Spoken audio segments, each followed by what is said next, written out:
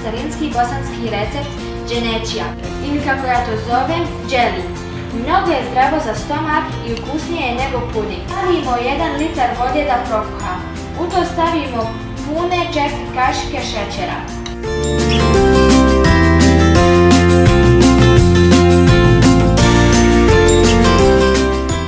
Dok je voda hladna, odvojit ćemo 2 deca vode i u to staviti 6 punih kašika nišeste.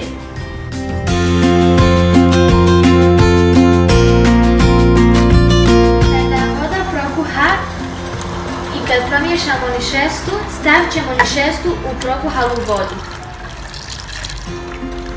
Trebamo miješati 2 do 3 minute dok se zgusne kao puding.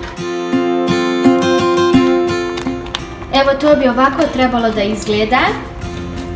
Sada vi možete da stavite sok od naranđe ili bilo kojeg voća koje vi volite ili želite po vašem ukusu i onda ćete još malo promiješati i morate poklopiti poklopcem ili mokrom krpom da se ne bi uhvatila korica sat vremena i da se ohladi. Ovdje moram da vam kažem da nišestu imate kupiti u većim marketima. Ako nemate nišestu, možete da uzmete gusnel ili gustin.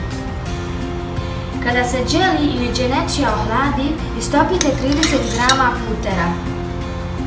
Umočite kašiku u puter i vadite na platu ili tanjir. Kada završite slaganje dželija, ostatak putera polijete dženećijom. Sada prelijte umućenim kajmakom.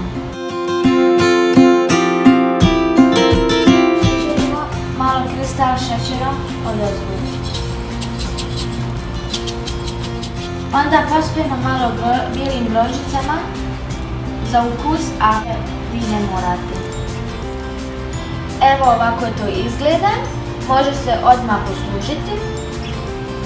Mi serviramo ovako, da svako može sebi uzeti koliko želi. Vi možete servirati posebno u male zdjele. Sada ćemo probati.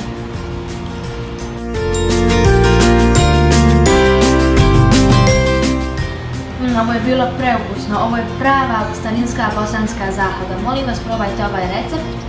Nadam se da ste uživali u ovom videu, ostavite komentar i like, pretplatite se na naš kanal i uživajte u vašem danu. Pozdrav!